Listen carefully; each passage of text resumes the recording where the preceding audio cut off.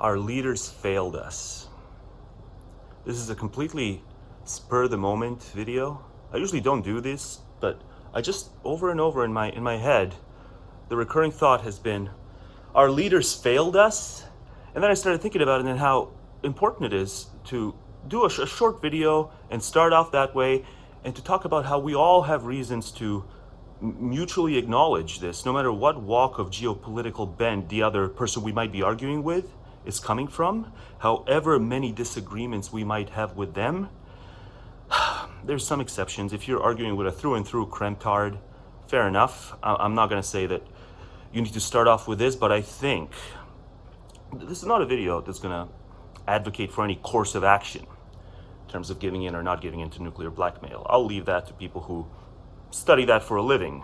I probably have, at best, half of the amount of information as people who study this for a living do in terms of what is the best course of action, and they themselves disagree with each other all the time, so it's a bit of a crapshoot. Not a complete crapshoot, but it's more risque. Any course of action is more risque than I think I'm seeing, but over the last few days, I just keep thinking this sentence. It keeps cropping up in my mind over and over again. Our leaders failed us. You can construe that from a collective action standpoint, or you can just construe that from a mutual arrogance standpoint. If you and I, or people who are more or less in one or another unambitious position, as you and I, likely the person watching this video, whether you're the typical Russian, whether you're the typical Ukrainian, whether you're the typical Canadian, whether you're the typical American, and really anything in between. Hell, it may even be applicable to Iran, might even be applicable to North Korea, but just the average person. If the leaders currently vanished from their positions of power and it was just arbitrarily selected who would fill their positions, whatever dislike there would maintain among these different nationalities, like we would fall short in terms of certain knowledge, in terms of maneuvering and governing the nation domestically and on the international stage. But one thing that I think that the typical person would not succumb to is a Cuban Missile Crisis 2.0, this many decades removed from the first one, and it's not yet there. I acknowledge it, but the internet is buzzing with it as if it is this close to it, and I think that we've been on this path since 1949. This, in terms of being a realistic possibility, we've been on this path since 1949. To one or another degree, some periods were much worse than others. And I just think that however flawed we are as prospective governors of nations, however flawed we all would be, informationally for the most part, but also in my case temperamentally, I would not want the responsibility. It would stress me out. I don't want to be a leader of anything. I'll support the system in however way I can, but I want to be able to also do my own thing in my spare time. But a proper leader does not want that.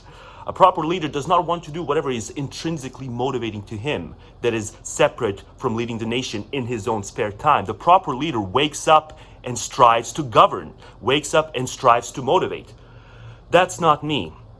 So this is not hubris, because I understand. I'm not saying I would steer any given country better than the actual leaders who are elected or unelected steer these countries. But one thing I think that the typical person would do better is in negotiations on just the international stage. If it were just these typical people, as much hubris as they may pack, there would have been a reconciliation, at least on this. Thermonuclear warfare, all kinds of brinkmanship style, step-by-step warfare. And I think it's important to point that out. And so from that standpoint, I think it's important to point out that the recurring thought in your mind should be, our leaders failed us. It doesn't mean you can't start finger pointing following that. But collectively speaking, and more than just a collective action problem where moral blame is not exactly appropriate, because each person does what seems to be prudentially worthwhile for them. On a personal level, we can take it to international level, but just the way collective action problems typically get discussed is each person does what seems completely justifiable, prudentially speaking, but then on the long haul, which is really hard to navigate, all of us end up being worse off and implicated, certainly, in terms of the long-term all of us end up being worse off without being able to be blamed for the fact that we couldn't foresee certain things. So when I say our leaders failed us collectively, I do mean in a sense that's stronger than a simple coordination problem. No, there's arrogance here. I stand where I stand. I don't like the false equivalencies between the pluralistic, secular, democratic West and all these autocracies that some people really do believe it's a false equivalence, or maybe they believe it's worse. Maybe they're indebted more to the autocracies and to the autocratic way because it can plan long-term in a way that Western plural democracies can't, and they're interested in the long-term to that extent. Whereas we see in America, with each, one administration does one thing for their 4 or 8 years, another administration gets voted in, just completely overrules a good chunk of it. It's the Achilles heel of Western democracies. It's their Achilles heel, is they can't do this long-term thing quite like the autocrat can and various other dictators can. And to a lot of people, that ability to plan long-term without the next administration just canceling out much of the agenda, that is extremely appealing, and we need to argue back against that. So when I say our leaders fail us, and when I keep thinking about that, it is not to give some foot in the door to say there's false equivalencies and blame goes everywhere equally. I'm not saying that. But I am saying that what I've been seeing, especially the last few months, is if you actually want to quantify blame geopolitically for why we're in the dire straits we're in, if you try to quantify blame and you land on something like the autocracies, the autocratic world deserves 100% of it. This is kind of the typical Anne Applebaum line. She may not say it when she's pressed and squeezed, but Anne Applebaum, as a historian and as a good journalist who's written good books, she'll never say the autocratic regimes, the fact that we have so much instability, the autocratic regimes are 100% to blame for that. The democratic West has no blood on its hands. It has no dirt even on its hands. And then she points to all those examples that are justifiable insofar as the autocratic world burdens a lion's share of the blame. But if she concentrates on that 100% of the time, then when she's cornered into fessing to the fact that the democratic plural West has violated international law, has invaded countries without the UN's authorization, has broken or not even paid attention to the Geneva Convention, there's a long enough list of these things where I shouldn't have to squeeze your arm. Anne Applebaum, David Frum, Timothy Snyder, these people that I like and respect, to fessing up to it. And so if someone comes along and wants to say that when it comes to apportioning blame, because remember, this is not a video about how can we use justice as this tool to manipulate the future for the better. That's not what I'm saying. Here, I'm just going to concentrate on justice as a flat line. The way justice theorists throughout history have typically thought of justice as just this flat line, and something is either just or unjust. And from a justness standpoint, not even necessarily retributive justice or procedural justice, but just maybe we can even take it all the way to cosmic justice, pre-institutional justice. From a justice standpoint, when it comes to allotting blame, this is the climate we're in. If someone comes along and says,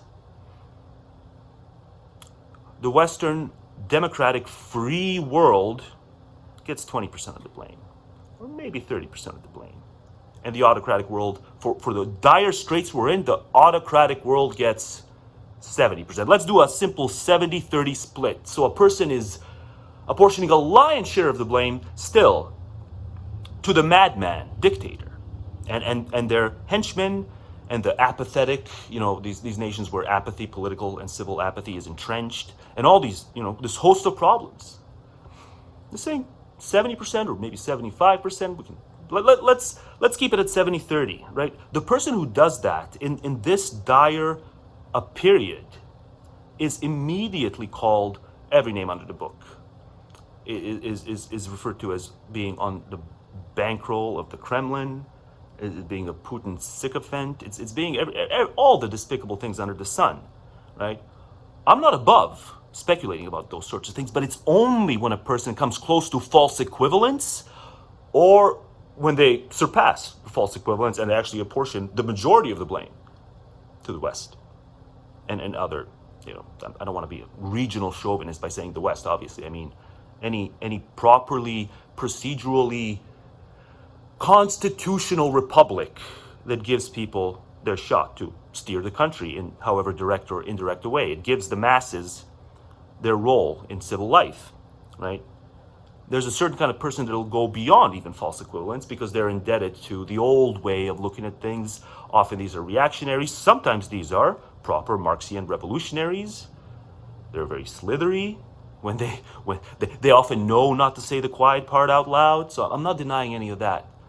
I'm just saying, if someone says 30, if someone actually quantifies blame, which is rarely done, we just speak in words, we need to speak more in precise numbers. If someone quantifies blame and lands on 70-30, that is 70% to be blamed on, for lack of a better term, the Eastern autocrats, from China to Russia to North Korea, and we can talk about Iran as well. There's a lot of stuff going on in Iran that we should also talk about, but that's just getting crowded out because everyone's just talking about the nuclear blackmail and whether we should yes or no. And look, I acknowledge that everyone who says that, I'm just on Sam Harris's Twitter history. He's tweeted a few times, man, it's reached thousands of comments. People are really pouring in. And everything that the people who are saying we should give into nuclear blackmail, it's like they're not even recognizing that what they're saying is implicated by the fact that they're just kicking the can down the road. So Sam Harris just keeps referring to, so Sam, you think nuclear war and all-out annihilation and the end of life on Earth, as if, merely possible people not being made into actual people, like that's the problem. No, it's the fact that we're going to live in a post-apocalyptic world. That's the problem. But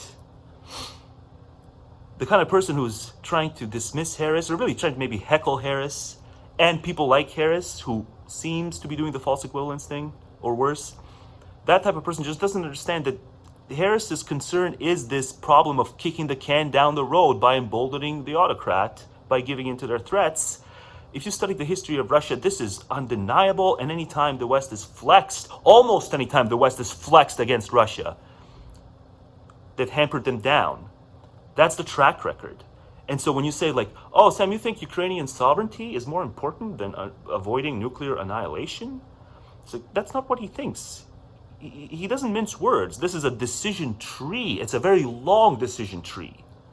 And people, at least their rhetoric indicates that they're not truly aware of that. It's not a choice between Ukrainian... If it was a choice between Ukrainian sovereignty and all-out nuclear warfare, obviously Ukrainian sovereignty would give way, but that's not it. So I want to make this first point about the fact that someone who says 30% of the blame is shouldered by the West and their arrogance, let's count it back to the last 32 years or so. There's certain things that could have been done. Robert Wright has talked about some of this by referring to the Minsk agreement and a few other of these meetings that have taken place throughout the 90s. I don't want to hang on these things. These things are not relevant right now, right? The person who is at fault right now is the person who waged the war. But if we are going to indulge a long-term discussion on this, then even all these meetings following the fall of the Iron Curtain and how much more amicable it could have been, and how leverage shouldn't have been as leveraged in certain respects. People like Ann Applebaum should talk about this as well if they're going to spend 95% of their time or more lambasting the autocrats. And it's not hard to do. A 70-30 split is not a split that's going to damage your cause in terms of you've got too much blood or soil on your hands if 30% of the blame, and I'm not even saying it's as high as 30%. I think it's less. But there's a significant enough, a notable enough chunk of the blame for the way Western diplomats and henchmen, they did not think impartially. Maybe they didn't think impartially because they believed these were incurable monsters on the other side, whether that was before the fall of the Iron Curtain, when the Monroe Doctrine really justified all these other things, the doctrine of containment, or after. Obviously, I think whatever slips the West partook in after the fall of the Iron Curtain, the collapse of the Soviet Union, obviously that's much harder to justify than during, when you can, I think, forcibly argue that the Monroe Doctrine made a kind of geopolitical sense. Because we're always in this game of checkers. But this game of checkers was not relaxed as much as it should have been following the fall of communism, the fall of Sovietism, let's say. And that is disappointing. And a person who wants to say that that's part of the story as to why they're giving this 30-70 split in terms of the blame, I'm not going to assume the worst things about their motives. I'm not going to make wretched assumptions about them and who they're indebted to or who they're bankrolled by. Because I want a healthy public discourse, because maybe a part of actually getting to a semblance of an answer is a thriving public discourse where we're not calling each other indoctrinated and doing the bidding of evildoers in every single freaking comment, to the extent that we have some disagreements on the conclusions. It's so easy to come to different views on the conclusions because this is geopolitics.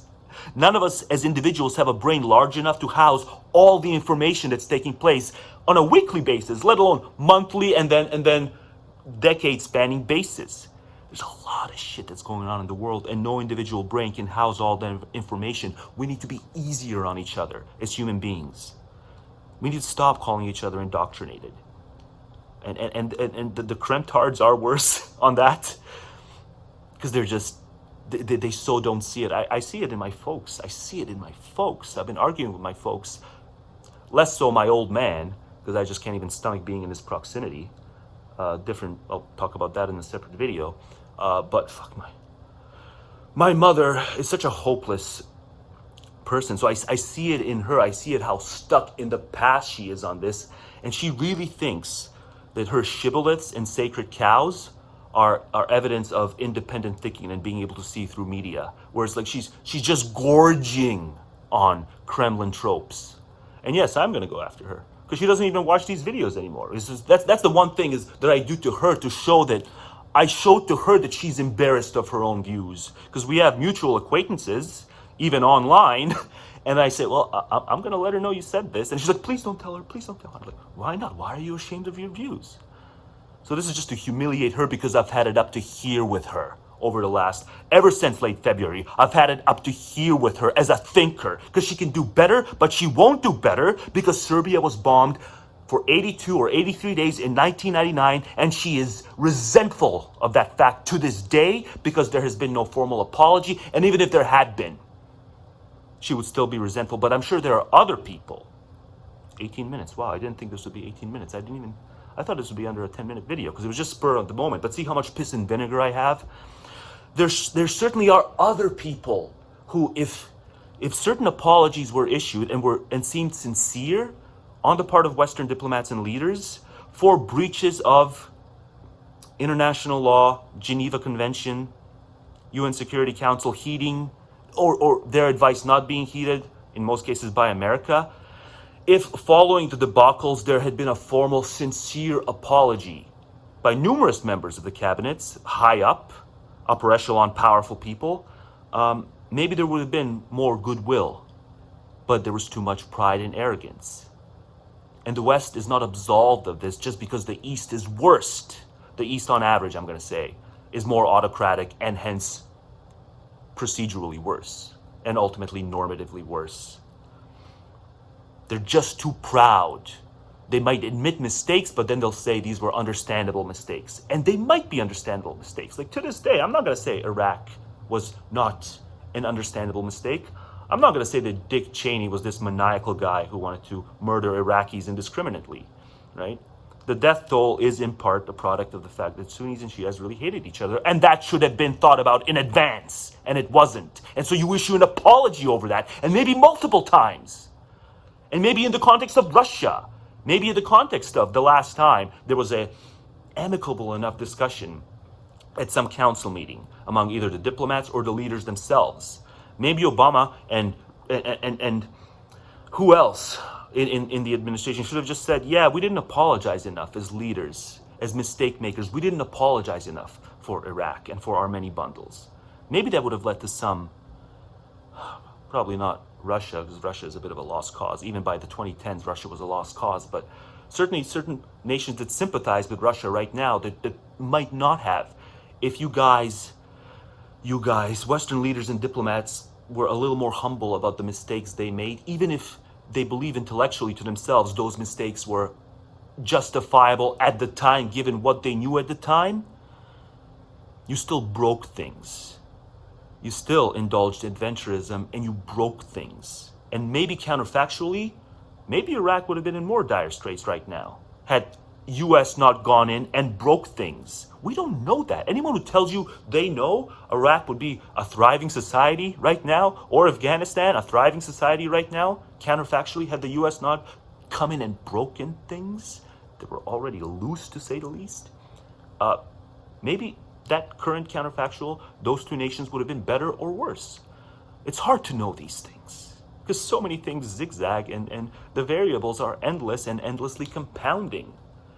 But you did what you did, and by all accounts, most international theorists, most foreign policy wonks now agree that these were mistakes. You don't just apologize for it when your hand is squeezed. You do it consistently, and you do it sincerely, because even understandable mistakes, when they're of that gravity, warrant a kind of heartfelt, and it warrants soul searching. I don't like the fact that Robert Wright uses the word blob, the blob, as often as he does, because I don't think they're as responsible for as many of the current crises as he wants to attribute to the blob. But nonetheless, there's a chunk.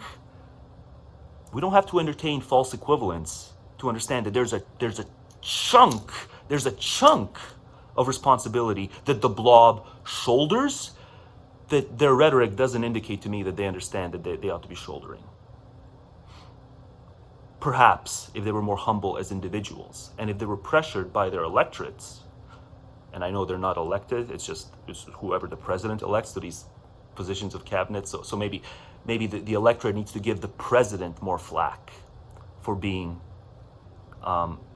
as unwilling to lambast his cabinets when his cabinet makes a bunch of blunders. But see, we can't even do that, because then it becomes positional. Then we got to think, well, if the enemy, if the hostile foreign state perceives me as being this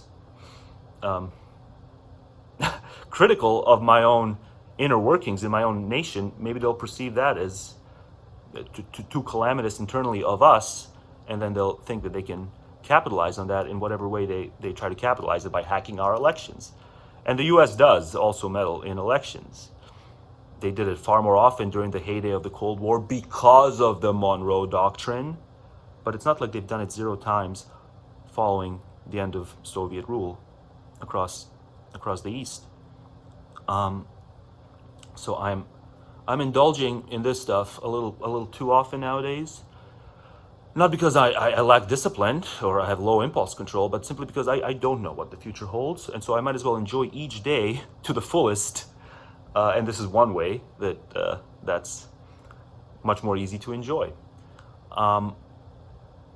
One other recommendation that I might want to make is, from a structural standpoint, no person in government, no head of government, no head of state, these should not be positions. We need to dissolve these positions. Every head of state or head of government, however we want to call these positions after they've been dissolved, we just need to split responsibilities. No single brain, right?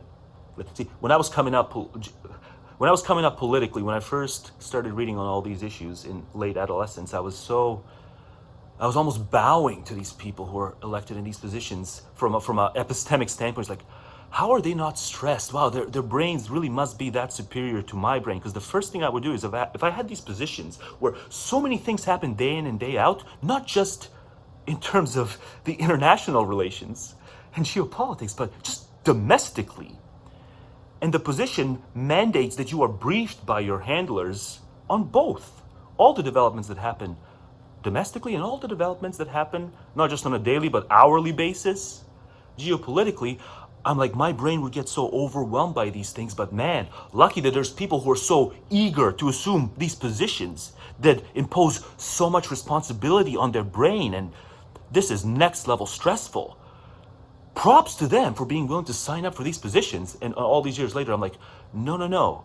they did not model the stress level properly. If they modeled the stress levels properly, they would have agitated to dissolve the position so that in any single, if you run for one of these upper echelon positions, the top tier positions of government, what your typical MAGA person would refer to as the deep state,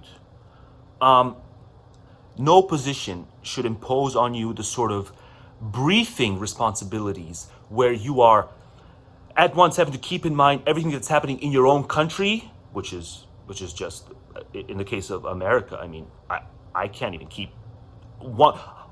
I would like, just in terms of these investigations of what's going on for the Mar-a-Lago raid and or search, if you like, not raid, whatever you want to call it, and then this January 6th commission, like, I'm not even able to keep up with 1/100th of all the things I'd like to keep up with because I'm so focused on paying attention to what's going on in terms of foreign affairs. Because how do you not? But I'm still interested in the January 6th investigations and all these other things, these Trumpy scandals. I'm still very interested in that, but there's just not enough time. And if there's not enough time to me, back decades ago, I thought, there's just something about my brain where my brain doesn't handle an overflow and an overload of information quite like these brilliant people who are confident enough to assume these positions of power and positions of stress. These are natural born leaders. They might be natural born leaders, but they're not humble enough about just how much information their positions that they've clamored for and finally got, just how overloaded with information they are. And I think that's part of the story as to why we're in the dire straits we're in. If people just had my kind of affective response to life being too fast and you having to keep tabs of way too many things and you being hustled your way through life, we can think back to Schopenhauer, about how Schopenhauer, like what distorts people's ability to truly introspect. It's not that they have got lower, it's not like people who reach this optimal state of philosophical reflection to the point where it's now their autopilot. It's not that they've got a higher IQ. It's that they did not allow themselves to be hustled through life, usually by point systems, educational and scholastic and occupational and professional and other, and even interpersonal. Point systems. No, they march to their own drum. They march to their own beat. 27 minutes. I'm going to have a hard time extracting this from the phone. Why am I recording it on the phone instead of the camcorder? You're going to find that out in the next video, where I just had camcorder drama again. It's very comedic, and you're going to find that out, but we'll get to that when we get to it. Right now, I just want to vent for a few more minutes about the dire straits we find ourselves in, because I can't upload the next video before this one, because who knows if the world's going to be standing in the way it's standing right now by the time it comes for me to finally finish with that next video. But I have started that next video. It's got nothing to do with geopolitics. So I have to do the geopolitical rant first. I'm not aiding and abetting the false equivalence mongers by saying that you should never assume things about people who maybe spend 30% of their time talking about all the ways the West made this problem worse over the last, let's say, 3 decades, when they did need a Monroe Doctrine to excuse some of their flexing and some of their indulgence in kind of adventuristic, just unbridled adventuristic, not colonial power grabs, but control freak tendencies, right? It's not a power grab and it's not a resource transfer. Like, America spent more on Iraq than it extracted from Iraq. Whatever you want to say America extracted from Iraq, it spent more on it. And I think likewise with Afghanistan as well. But the most recent example I'm not even referring to, and that's Libya. That's the biggest, I guess, in this century, I would say, the most unjustifiable thing that the Western world did is Libya in 2011. And that should not be swept under the rug at all times, right? What we want to do now is we want to spend a lion's share of our time talking about how this is Putin's doing. And then if someone agrees with us and talks about how it's all Putin's doing, and let's say we spend 30 minutes talking about how this is solely Putin's doing, and then that person starts talking about how unjustifiable what happened in Libya was in 2011, and a third person comes in and just completely loses it and says, you're just deflecting, and that person then says, well, we just spent 30 minutes talking plainly and clearly the way we need to about the fact that nothing justifies this. Nothing Ukrainians did, nothing Zelensky did, no type of negotiation between the West and Ukraine, as flimsy as it was, justifies a full-blown invasion of Ukraine. It doesn't come close. Even the Minsk agreement, as Robin Wright always talks about, he doesn't say that therefore this invasion in late February 2022 and onwards, and an unwillingness to grapple with the fact that he's not going to win. The Ukrainians don't want to be subsumed. Even if you nuke them, they're not going to play ball. It's going to be guerrilla warfare. They don't want to be subsumed. This is now psychological. This is not just political. This is a matter of not just political. This is now a matter of personal identity, not just national, political, or cultural identity. This is seeped into personal identity. So they feel kind of raped by this, not just invaded. They feel raped. And the fact that the Minsk agreement wasn't, Western diplomats didn't do everything they needed to make that go smoothly, it doesn't change the fact that Putin should understand that Ukrainians are feeling raped. And he should back the fuck off. And he shouldn't have even invaded, let alone now back the fuck off. It's been evident for so many months.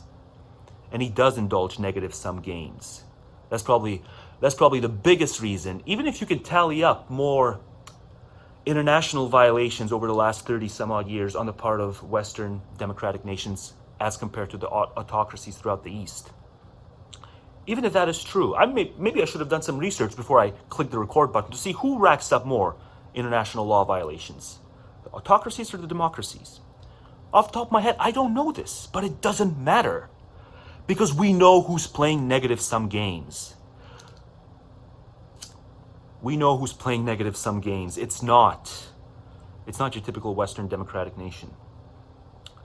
It's the Putin mindset, who, if he can drag Russia from an absolute, let's say Russia is right now an absolute 6, and he would drag it down to a 4 by undertaking this special military operation and sticking to it. And it's not just that in doing so, he harms his own people and nation and legacy by bringing it down from a 6 to a 4. He'll still do it if in doing so, he'll drag America or some other humongous part of the West from a 8 to a 3, because he's just thinking positionally.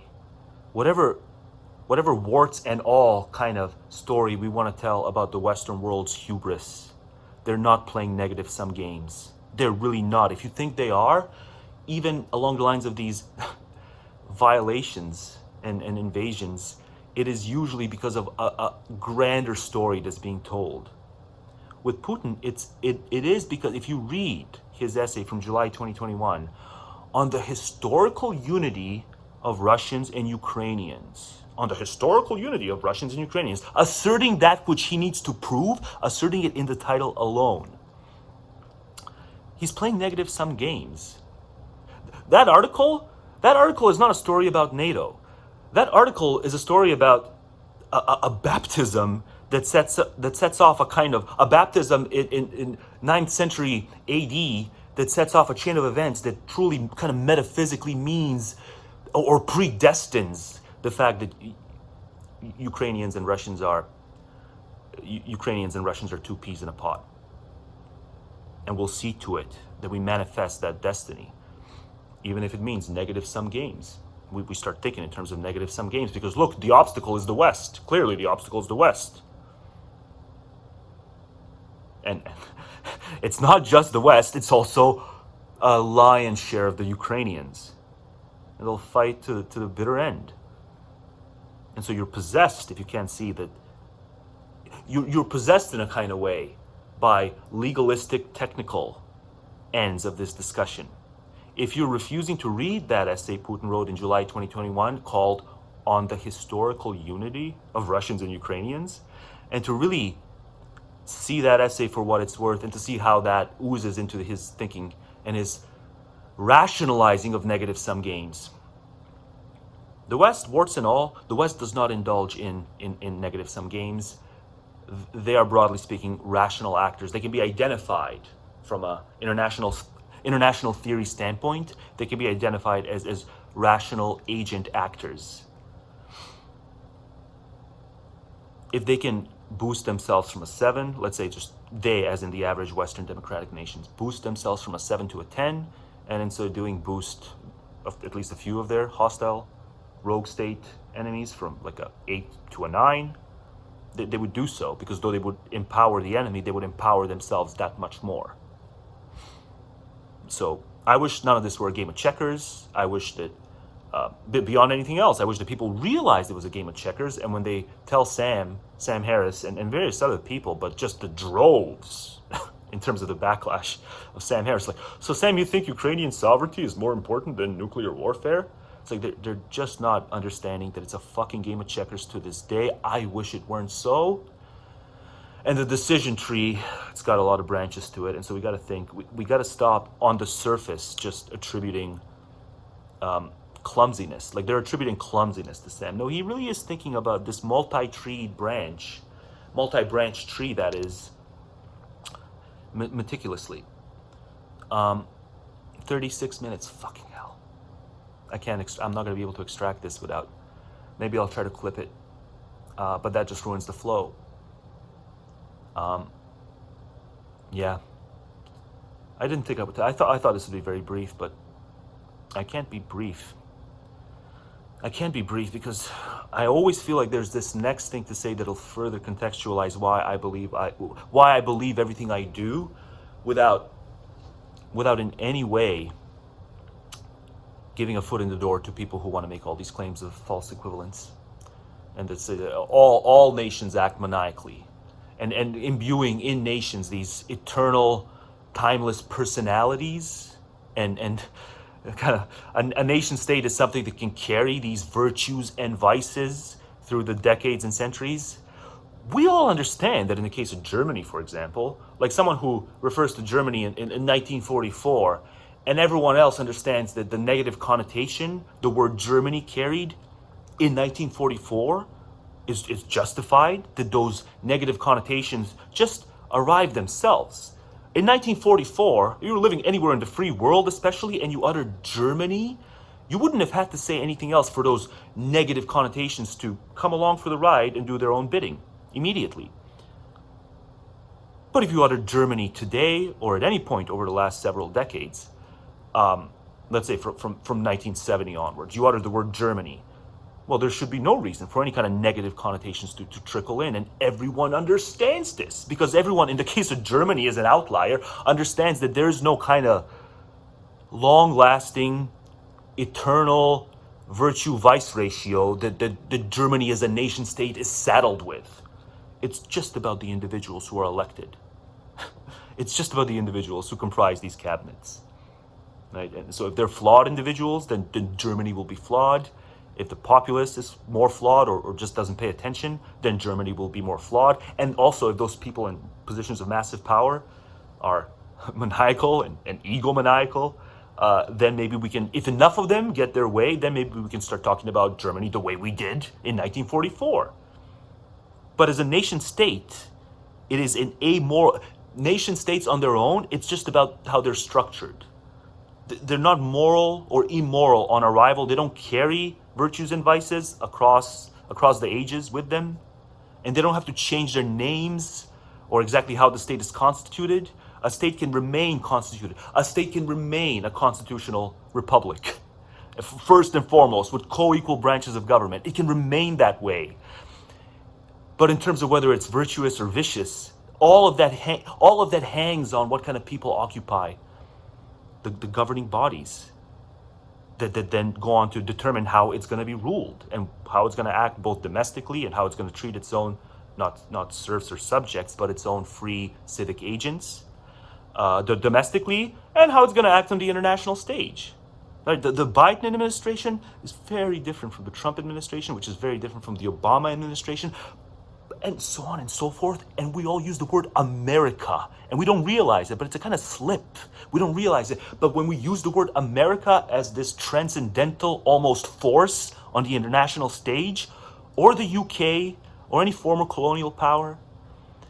And one day I'd love to say this about Russia. I could say this about Russia in 1980. Russia in 1980, whatever issues it had, it's not the issues it has of Russia circa 2022. Right? But it has this entrenched autocrat at its helm. And so over the last more so 2 decades, if you want to speak roughly interchangeably about the kind of virtue to vice ratio qua Russia, I'm not going to give you too much flack. But I should just light this joint already.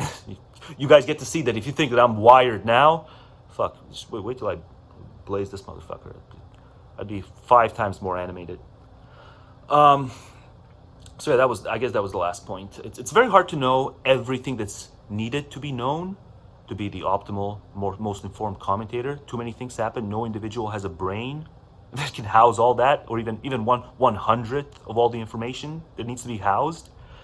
Right? People who work for this might get somewhere there because they have the incentive of the fact that they're being paid. Right? So international relations theorists, we should take our cues from them because odds are they really have devoted enough of their lives to make certain kinds of overarching claims that we as observers can't. But there's a lot of arrogance. There's a lot of arrogance. There's a lot of people who want to say this is a mugged game. This is a rigged. The international relations discipline, those are just Western hijinks. Because of course, most international relations scholars are more sympathetic to the diplomatic and democratic West than they are to the rogue autocrats. And so they just want to say that they're just bankrolled. But no, they're the people who devote most of their time in terms of paying attention to all the facts that we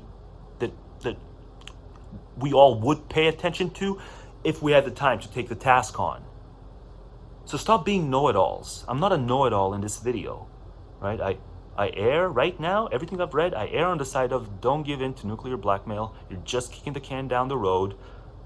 The history of Russia, there's a few exceptions, but the history of Russia, when the West flexes back, Russia takes a step back. When the flex looks the other way, Russia does not look the other way. Russia takes what it can get. That is to say modern Russia. This does not mean Russia in perpetuity.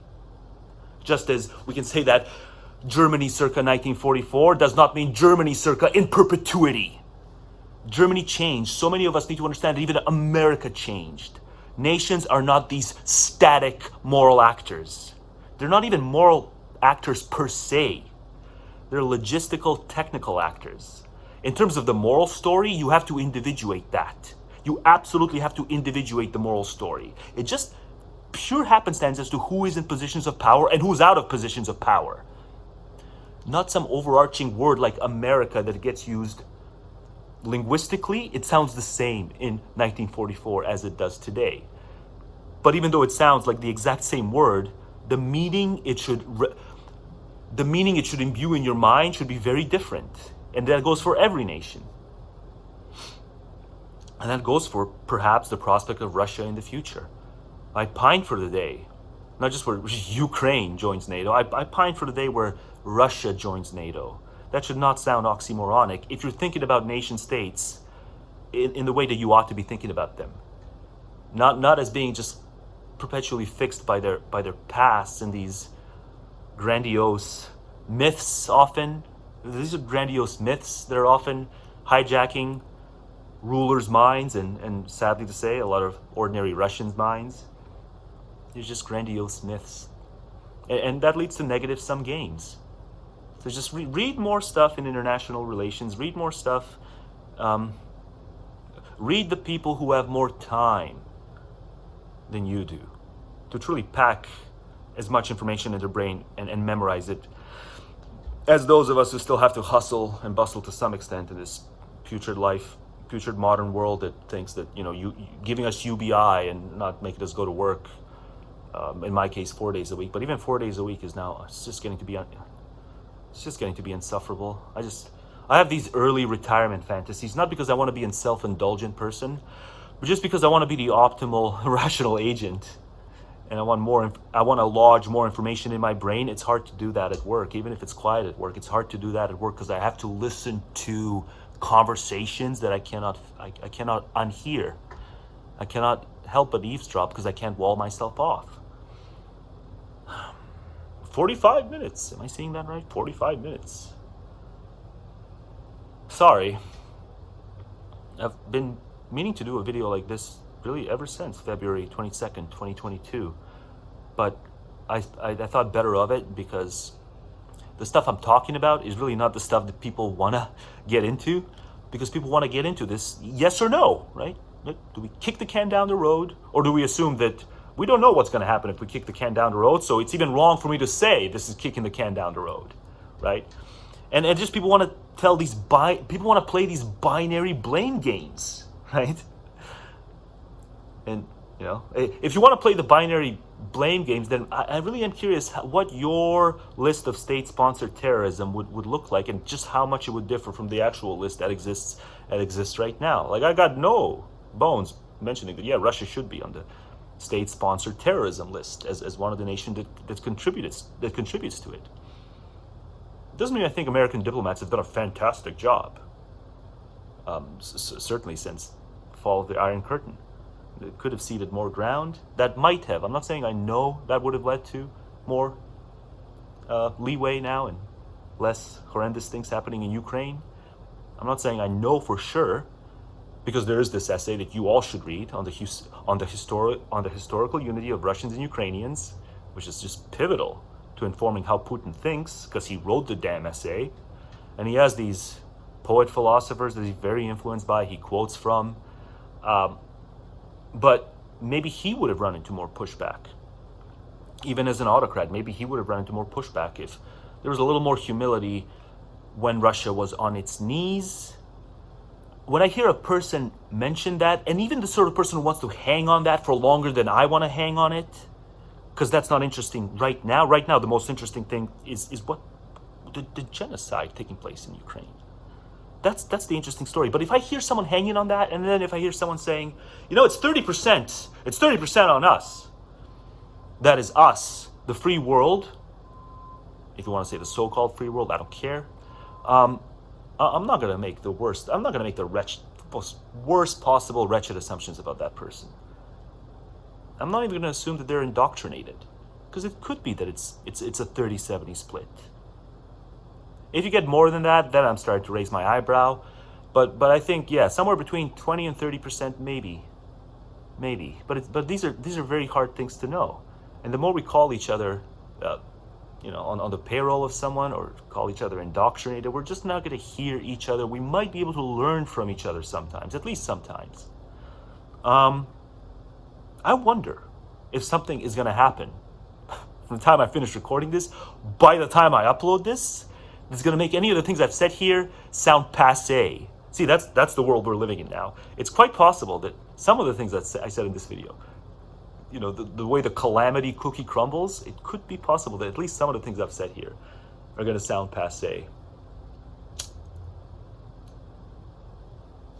Or maybe we won't even be able to see that, because maybe it'll just be this. Maybe the word passé is not going to be a part of anyone's dictionary anymore, because we're not going to have internal monologues and dictionaries anymore. Maybe this is the last time you're going to hear me say anything. Very low odds. Still, this is still preliminary stages.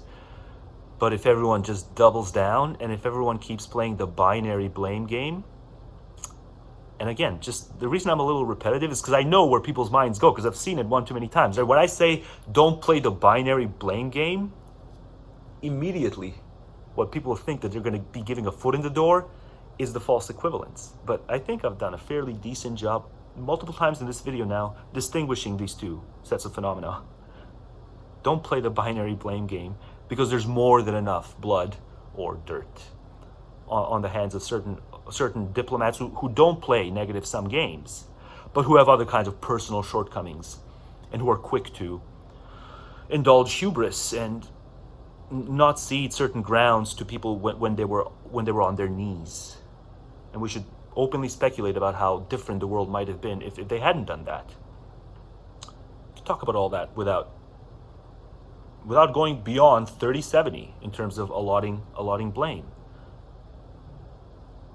Please spread this the next time you see this kind of thing.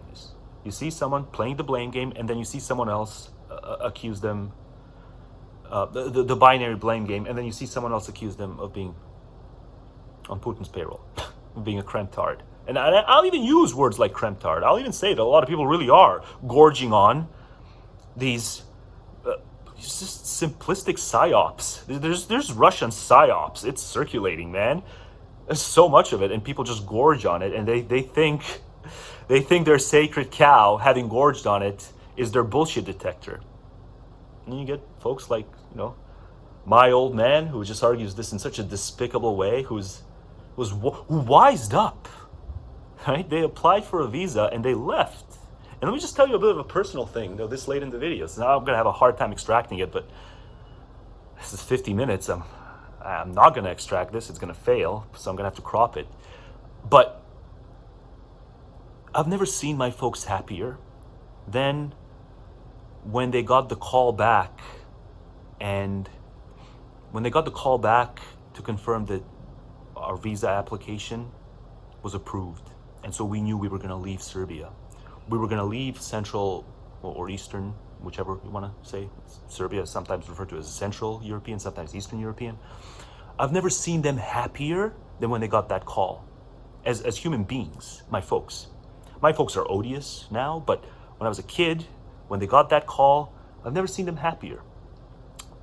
Setting aside, humor. Like, yes, there's kind of maniacal laughter taking place. It's very twisted humor. I've seen them happier then. But jokes aside, even chuckles aside, on non-comedic grounds, I've never seen them grin and laugh and celebrate as much as when they got that call that the visa was approved and we were going to be making our way. We were going to not flee because it wasn't war-torn, but we were going to, as a family, inch toward greener pastures in the West. And that was absolutely the best decision they made. That was absolutely the best decision they made in their lives. They had no business getting hitched. They had nothing in common. They had no business even being casual acquaintances, let alone getting hitched, spawning me. It's hard for me to think of two people who cohabitated for that long without having anything in common. My folks. But I do want to, I have been thinking about that call they got when they were just celebrating so much. I was in the next room. I heard the howls. I left the room because I was like, I'm hearing howls. What's going on? Oh, they're celebrating.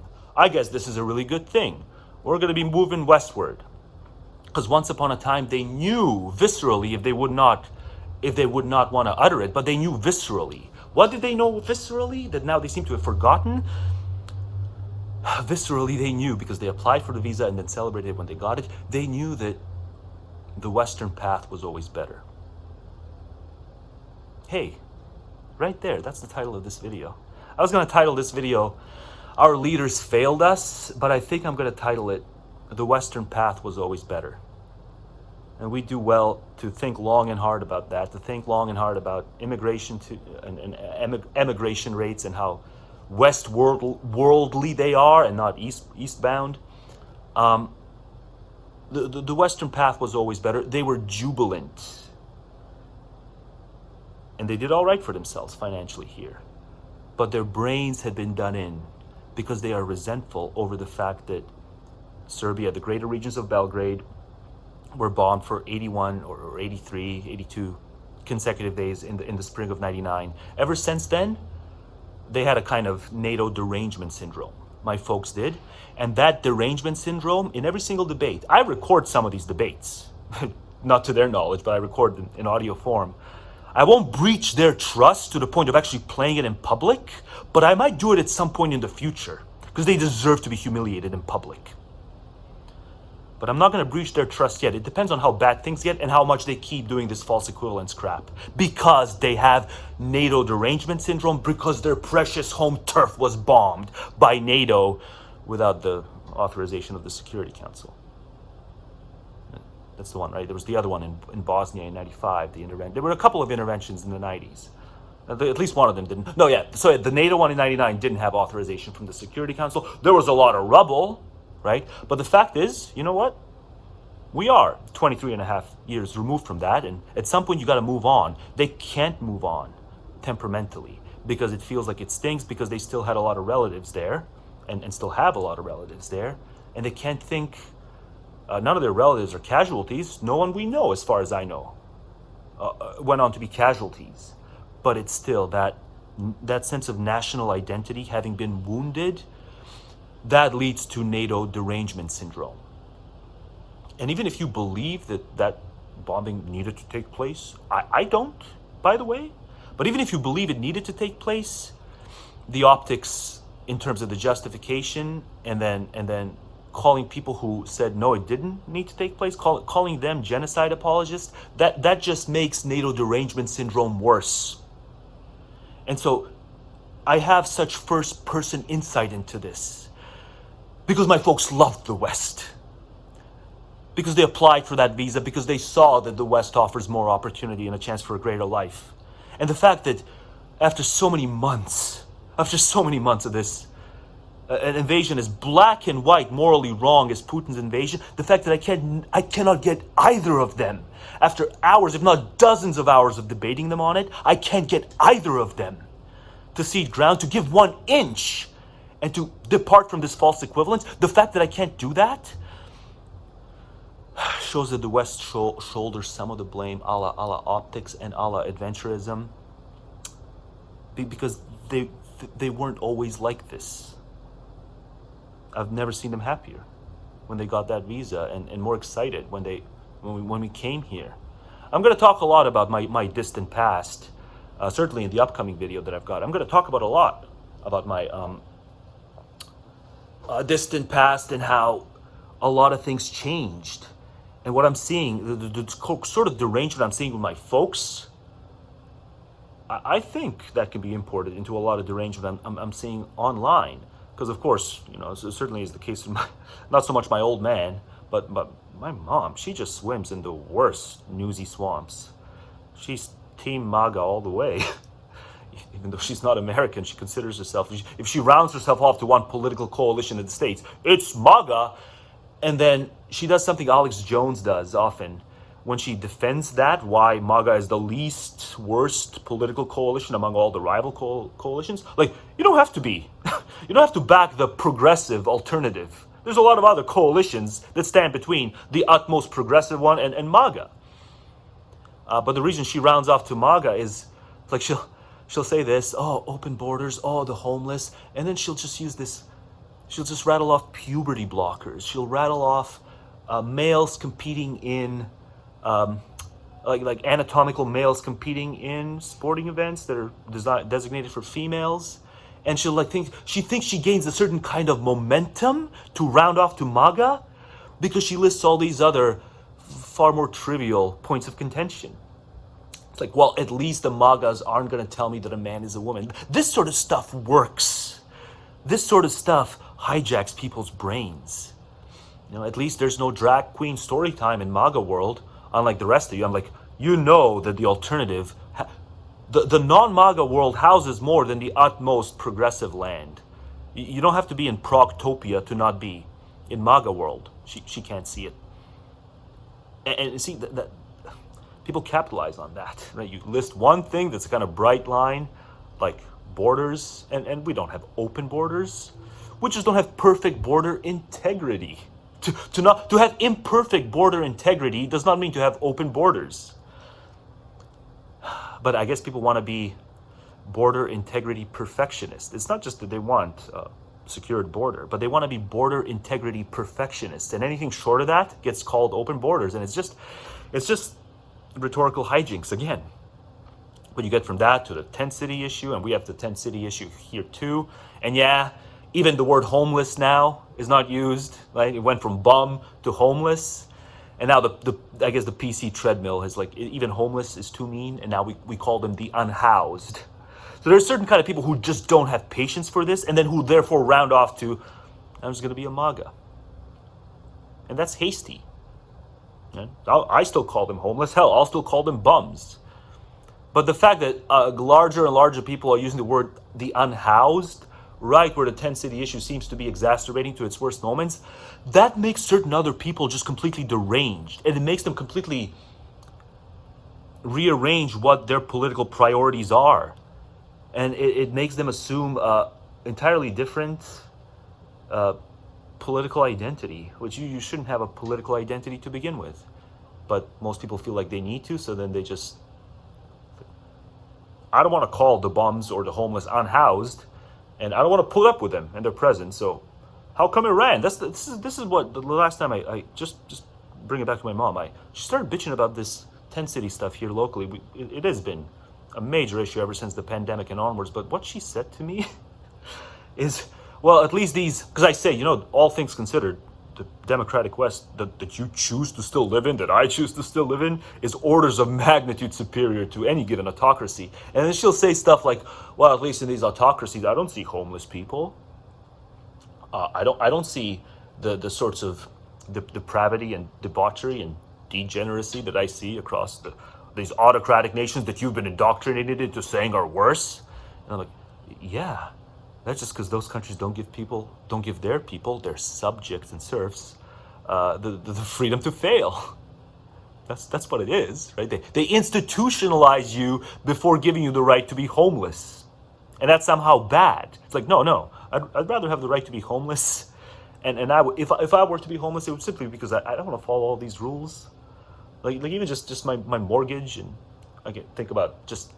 The sort of person who wants to put himself through the rigmarole of a college or university degree. All this is just a willingness to follow a lot of rules. And at least a certain kind of homeless person would be homeless, not because of mental health, not because of a drug addiction, but in any lukewarm climate. It's just because they want to follow a bunch of rules, right? It's perfectly understandable. Perfectly understandable. But then, that's like kind of optically disgusting that some people are homeless, and therefore what? We should, like the autocratic regimes, to not have an optically disgusting street.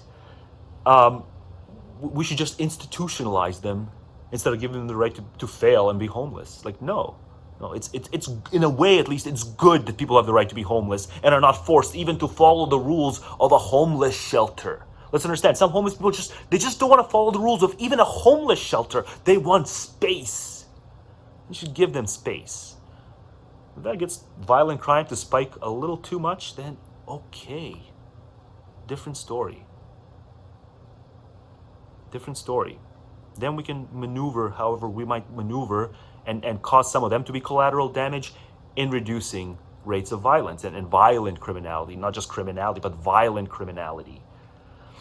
But that's not really what's motivating a lot of these tradcon-ish complaints about homelessness. It's just that they're optically disgust. They have very peculiar disgust sensitivities, and if institutionalizing people or forcing people into homeless shelters who are non-violent simply so your streets can look better, if they can do that, clearly my folks are evidence that they would do that.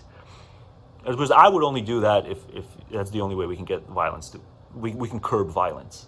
And sometimes locally here, it's not just the tent city folks that are initiating violence. Sometimes ordinary members of public are the ones attacking the tent folk just because they're so fed up with this. But people should have the freedom to fail, and that includes the freedom to be homeless and not to be stuck in a homeless shelter or to have curfews as a homeless person where you have to go into a homeless shelter at some parts of the day. Give people the freedom to fail. The Western path was always better. Hour and 3 minutes.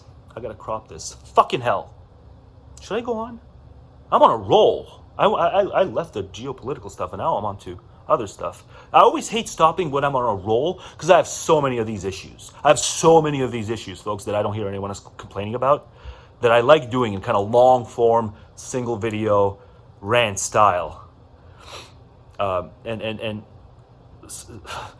it's gonna get even more. I'm gonna get even more rambunctious. Because I'm going to incorporate certain risque memes and what gets referred to as kind of edgelordy memes from here on out. Not in this video, but starting with my next video, folks. I'm going to start saying folks a lot more often as I have, and I spotted myself saying it. Folks, this channel is going to get a little transgressive in a way that's algorithmically unfriendly, in a way that never has been before. And you may not see this channel stand a lot longer. And I hate the fact that I'm even worried about that stuff, but boy, oh boy, am I tired. Am I tired of concealing certain thoughts for fear of being not just demoted algorithmically, but of being completely wiped out, of having everything this channel was, not just a single video, but if I take certain things too far, even just meme-wise, I can be targeted. We have our tech overlords to thank for that. and I spit on them. And I spit on all the people who defend their terms of service. And especially an extra little loogie for those who think they're on some sort of moral high ground by defending the babyish terms of service. I not only spit on you, but I spit on you and I reserve an extra little loogie for it. But TLDR, the Western path was always better. And that doesn't mean we can't seriously and in long form discuss the flaws of the West and the bugs in the West and certain ways that the West wrong their non-Western counterparts.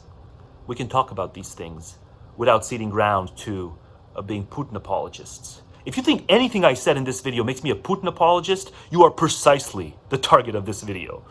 And you should rewatch this video. But you probably won't.